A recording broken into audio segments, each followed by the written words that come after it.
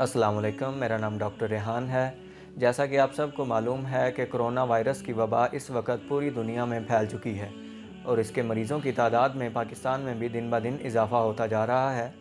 Medical کے نقطہ نظر سے دیکھا جائے تو کرونا وائرس کے پھیلنے کی سب سے بڑی وجہ انسانوں کا آپس میں میل ملاپ ہے، جو کہ مسجدوں میں عام طور پر دیکھا جا سکتا ہے۔ اس وبا کے دوران سب سے بڑا اور اہم سوال جو ہمارے ذہن میں اٹھتا ہے وہ مسجدوں میں باجماعت نماز کی ادائیگی کا ہے۔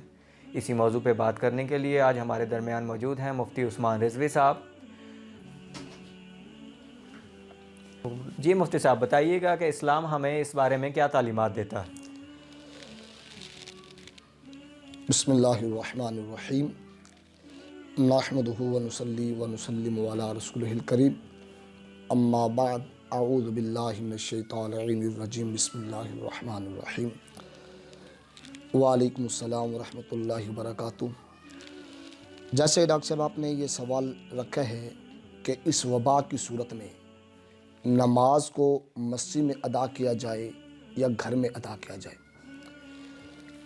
وبا کی صورتحال شریعت اسلامیہ میں یہ اہمیت رکھتی ہے کہ آیا وبا کس طرح کی ہے، اور اسلام نے ایسی وبا کی صورت میں مفتیان عظام کے ساتھ ساتھ ڈاکٹر اور طبیب کو یہ شرعی حق ادا کیا ہے کہ وبا کی وجوہات کو بیان کرنے کے بعد عوام کے اوپر حکم شرعی بیان کیا جائے۔ جہاں تک اس وبا کی پھیلنے کی صورتحال ہے تو اس میں ابھی وہ صورتحال ہمیں نظر نہیں آتی ہے۔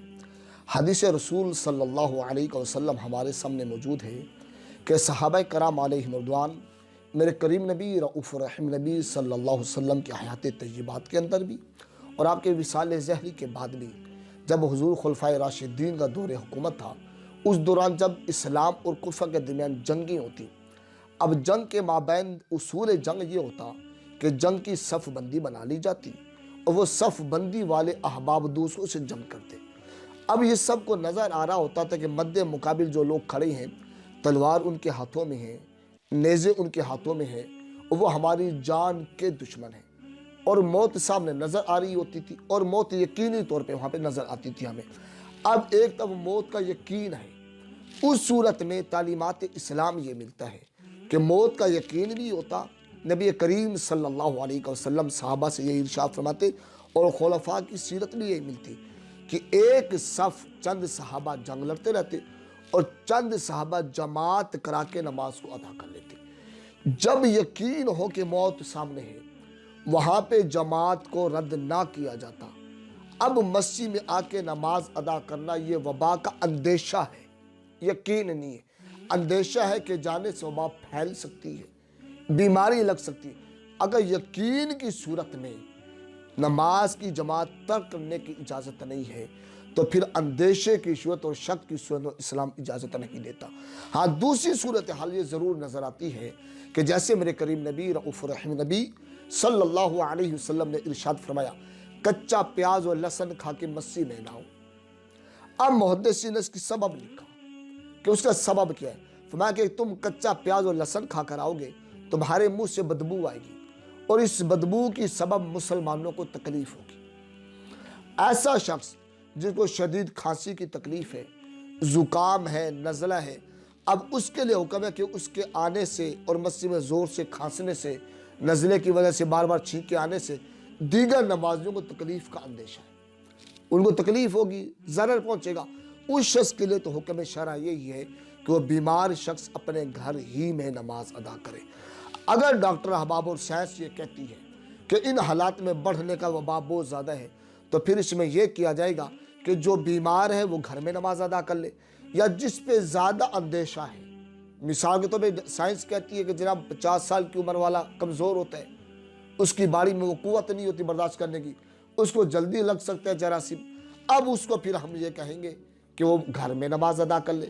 ایسے ہی چھوٹے بچے جن پہ نماز کی جماعت فرضیت نہیں ہے، واجب نہیں ہے، نابالغ ہیں، اگر وہ مسجد میں آتے ہیں ان کو بھی کہا جائے گا وہ مسجد کی بجائے گھر میں ہی نماز ادا کر لیں۔ چند لوگ مسجد میں ہی نماز ادا کریں، جو نوجوان صحتیاب ہیں، بیمار مسجد سے دور رہیں۔ جو حدیث رسول صلی اللہ علیہ وسلم کو بیان کیا جاتا ہے کہ جناب وبا کی صورت میں یا بارش کی صورت میں مصطفیٰ کریم صلی اللہ علیہ وسلم نے گھروں میں نماز ادا کرنے کا حکم دیے ہے۔ وہ شدت حالات کے مد نظر ہوتی ہے۔ ان وقت میں نہ تو وہ سہولیات تھی مساجد میں آنے کی، نہ معاملات تھے، یہ بھی وجہ تھی۔ اور اس کے مد مقابل ہمیں دوسری حدیث ملتی ہے، ایک نبینا صحابی ہے، حاضر ہوتے ہیں، یا رسول اللہ میں نماز مسجد میں پڑھتا ہوں، بسا اوقات ایسا ہوتا ہے گھر سے لانے والا کوئی نہیں ہوتا، اور گھر بھی میرا مسجد سے دور ہے۔ میرے آقا کریم صلی اللہ علیہ وسلم فرمائے تو یوں کہ کوئی لانے والا نہیں ہوتا، اپنے گھر کے دروازے سے مسجد کے دروازے میں رسی باندھ لی، جب لانے والا کوئی نہ ہو تو رسی پکڑ کے مسجد میں آ جایا کر اور جماعت سے نماز ادا کیا کر۔ تو یہ اندیشے کی صورت میں ہم واجب کو ترک نہیں کریں گے۔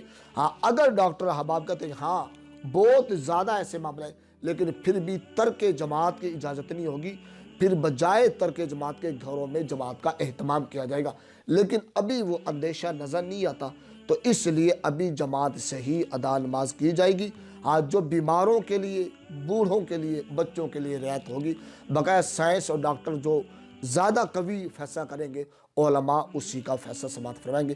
اللہ پاک عمل کی توفیق عطا فرمائے۔ شکریہ مفتی صاحب۔ ناظرین، مفتی عثمان رضوی صاحب ہمارے ساتھ موجود تھے، جنہوں نے کرونا وائرس کی وبا کے دوران مسجدوں میں نماز کی باجماعت ادائیگی کے متعلق ہمیں گائیڈ کیا۔ ان کی گفتگو سے ہمیں یہ پتہ چلتا ہے کہ ایسے افراد جن میں کھانسی، بخار، جسم درد یا سانس کی دشواری کی علامات موجود ہوں، وہ اپنے گھروں پر نماز ادا کریں۔ اس کے علاوہ ایسے لوگ جن میں قوت مدافعت کم ہوتی ہے، جیسا کہ بزرگ افراد ہیں، وہ بھی اپنے گھروں پر نماز ادا کر سکتے ہیں۔ ناظرین، اس کے علاوہ بچوں کو مسجدوں میں لانے سے گریز کریں۔